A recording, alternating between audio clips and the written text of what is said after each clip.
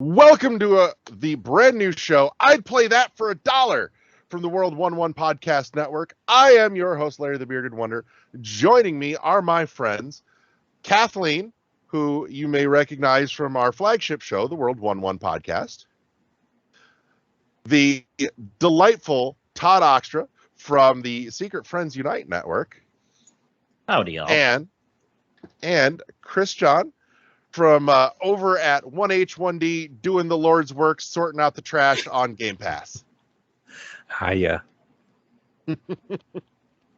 So we got a brand new show that we're rolling out, and we want to give you a quick rundown on what we're doing, and then we're going to jump straight into it. So there's a ton of great stuff out there, gaming-wise, for the budget-minded, and so we wanted to start digging into it, and so we're going to be doing like a 5-minute kind of breakdown on a game that we managed to get our hands on and own. So like no Game Pass, no Gamefly.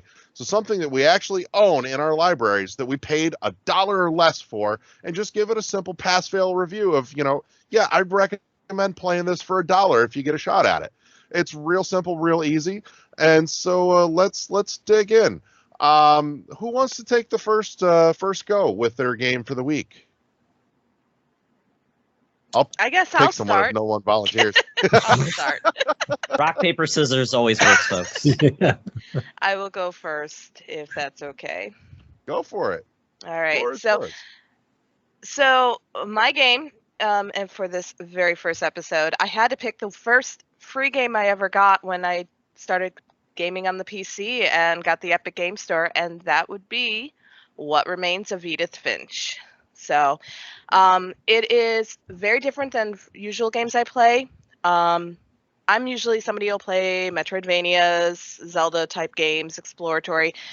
This was more of a adventure narrative base. There isn't a lot of action. You're not hack and slashing enemies. You're just following the story of the character Edith Finch as she goes back and revisits her family home and revisits the curse that is supposedly upon their family.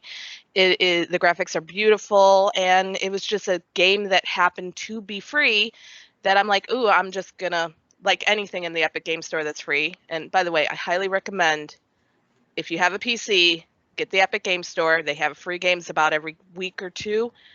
You can really get some great games for free. But I happened to pick this one up. I played it, and it was a lot of fun. Now, base price was like $20. I definitely would not pay the full price for it. It's not that good of a game, but it is definitely a game that, for, like I said, for $1, definitely something to add to your library.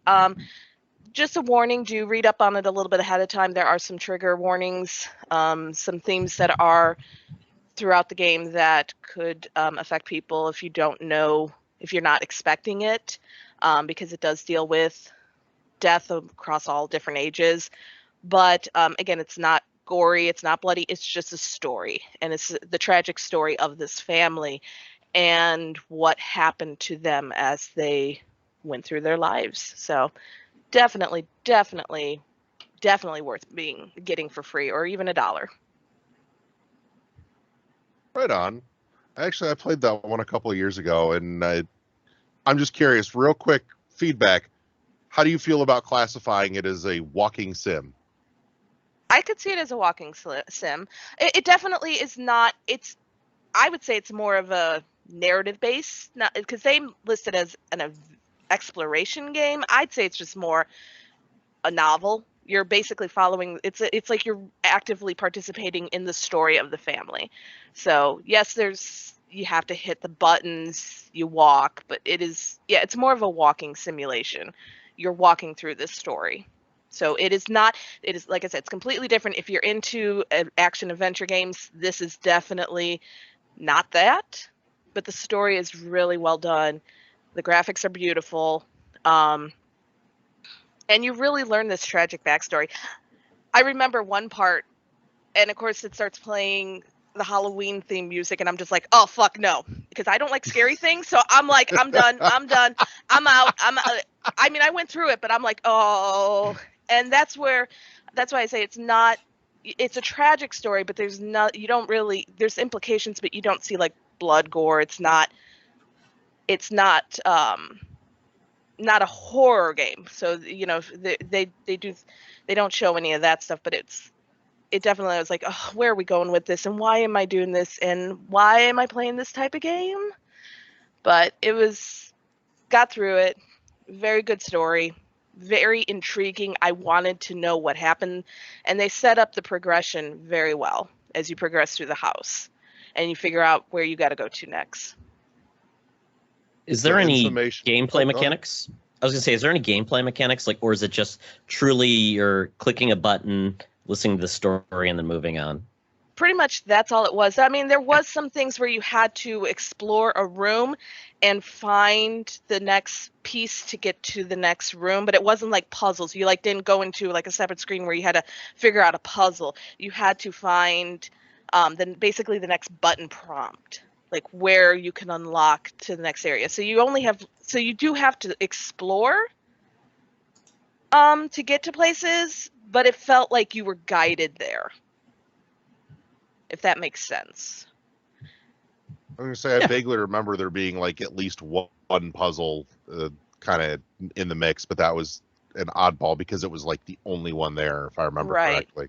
Yeah, and I mean it's trying to find where you have to go to next in the sequence of the story, but it's not difficult. Like I'm somebody who uses a lot of walkthroughs usually because I get stressed. I didn't have to use a walkthrough for this. I could find what I needed to do with minimal searching, just enough to keep it interesting, but not to the point where I'm stressing out like throw this game out. Right on. So in summation, yes, no, you would play this for $1. I would definitely play it for $1. Sweet. All right, who's up next? Chris, John, or Chris Todd? Wow, just went right out the window. My eyes just read right across the line. It's all good. Yeah, I guess I can go. The game I played was Operation Tango. I did not beat this yet, but I got this free on the PlayStation when it was free that month, and it's basically a cooperative spy game where you and another friend, like one person plays as like the actual spy, and another person plays as the like their support or like the hacker in this. So and you go through certain missions, and you are essentially working together to try and either stop this virus from being spread, or get the nuclear codes from some Bond-like villain. And it's fun. It's been it's really cool because you do have to really work together, because like the spy, for example, cannot see like what's behind like the cameras and stuff like that, and the hacker can't do anything physically in the world. So there's a lot of back and forth, and a lot of yelling and screaming and crying, maybe, if we fail at a mission. But it is fun. I didn't finish it, but it's definitely a game that I want to get back to. I don't know what the actual price is. I think it's real, like outside of it being free on the PlayStation Network at one point. It was fairly cheap game. I think it was like $20 if I last looked at Steam or something like that. So it's a pretty short game too. Though we only played it for like 3 or 4 hours and got through maybe 4 missions or so, and I think in total is maybe 8. So you can get through it pretty quickly, I believe. I don't know. I'm making this up as I go along. So,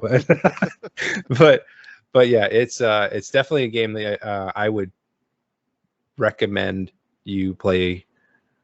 But the only thing I would say is if you don't like playing with others, then you probably can't play this then, because you definitely need someone to be your counterpart on this. So, but yeah, I highly recommend playing this game if anyone hasn't, because it's a good old time for people that love co-op games. Is there any combat? Not really. You're mostly just like as the spy. You're mostly just running around, like being sneaky, and like there's might be like sentry robots and stuff like that. But once they find you, like the mission fails. So yeah, that's my game for this week. Nice.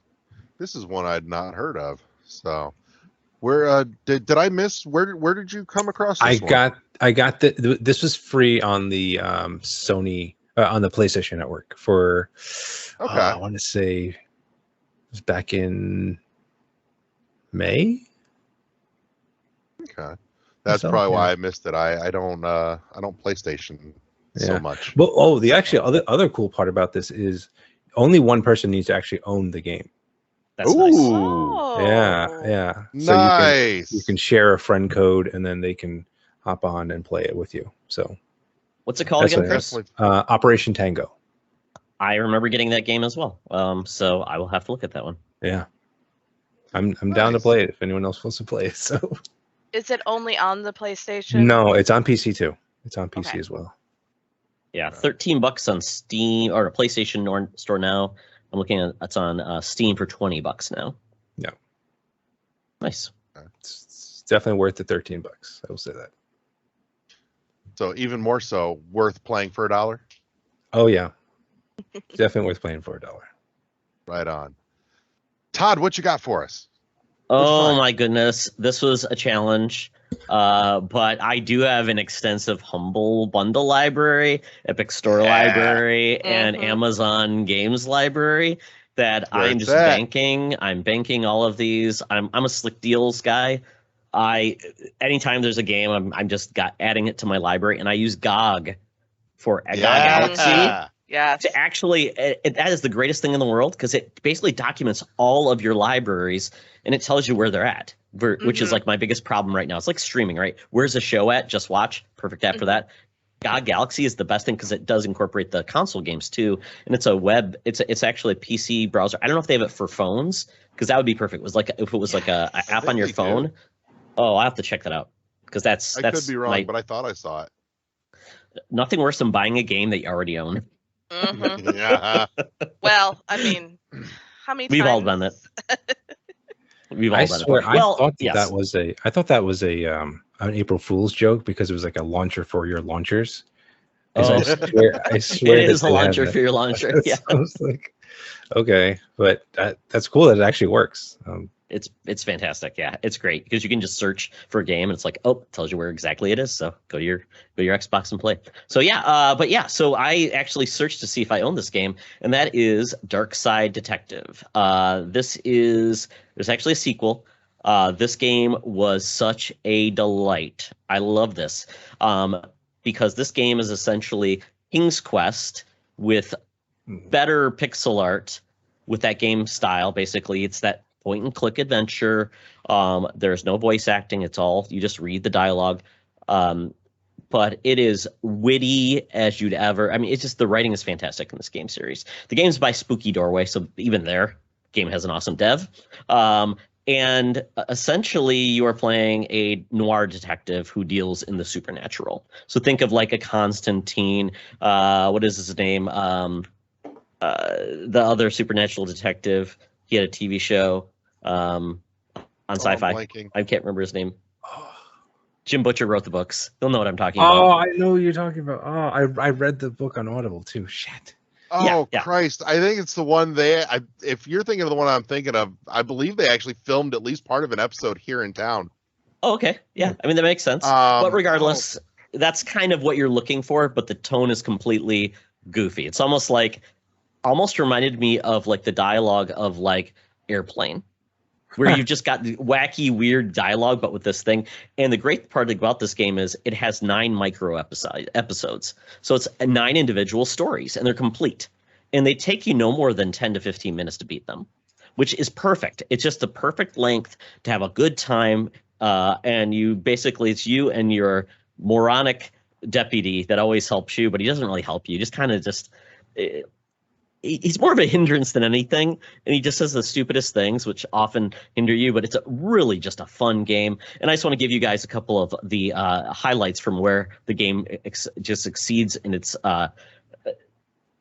dialogue and humor. So there's a library, and you're checking out different books, and one is called Guy Light, and it's a reverse vampire. He can only come out during the day. That's the premise of that book. Then there's also another book you pick up. It's called Dr. Whom's Thrilling Adventures Through Grammar and Structure. And then The Witcher, A Tale of an Indecisive Adventurer. And Witcher is Whicher. Dad puns, perfect sense of humor. I highly recommend it. The art, the story, they all really are awesome. Check out Dark Side Detective. And I believe there's even a sequel coming out. Dresden Files. Yes. Thank you for that. So Kathy threw it in the chat before I had a chance to, but I'm like, I had it on the tip of my tongue. I just wasn't going to cut you off for a second. But no, they recorded at least part of an episode of that here in South Bend. All right. So, but all right. So in summation, we have a winner. We would play this for $1. Absolutely. Nice. Love point and click. I need more of that back in my life again. There's some good stuff sneaking out here and there though for that. But all right, so I went through the library. I found one from my Twitch library actually, which is hooked to an Amazon Prime account. So if you have that hooked to an Amazon Prime account, they feed you free games every couple of weeks or so, or like I think it's about every once a month these days. But went in and cracked open again SteamWorld Dig. I love SteamWorld Dig. And you mentioned buying games multiple times. This is one that I've been horribly guilty about double and triple and quadruple dipping on. So, but the PC version at least I didn't pay for. This one landed in my library for free, and God bless SteamWorld Dig. This is one that I find infinitely replayable, just because it's almost that hybrid of Dig Dug and Metroid, but it leans heavier on the Dig Dug, like maybe a 75-25 split. And honestly, one of the things that always gets me is that every time I boot it up, I try and find a way to challenge myself that isn't inherently built into the game. So I'll see like how far I can dig down before like going back up, just to, have to pay to get a new upgrade to go a little bit further, or how long of a straight drop I can manage to actually dig out. Just weird little, it's kind of like building in your own achievement system. And the fact that every run randomizes the layout on the main cavern makes that so much better, because I never know what I'm stepping into every time I start a new game.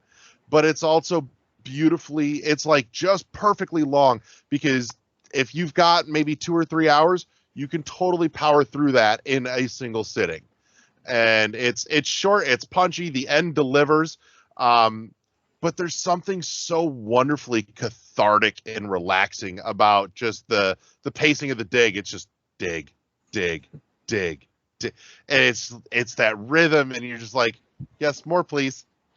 I must find all the shiny rocks. And it never feels entirely cheap either. Like if you die, you 9 out of 10 times you will definitely feel like it's your stupid fault for getting greedy that you died, that you didn't get screwed over. So, but I adore SteamWorld Dig, and I would absolutely play that for $1. So if you find it, if you have it, totally sink into that. Well worth.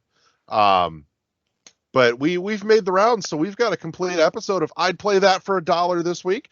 Thank you to all my friends, Todd and Chris and Kathy, for coming and hanging out with me and playing cheap video games for the budget-minded. And we'll be back next week with more I'd Play That for $1 here on the World 1-1 Podcast Network, where you should press start to engage your mind. Peace!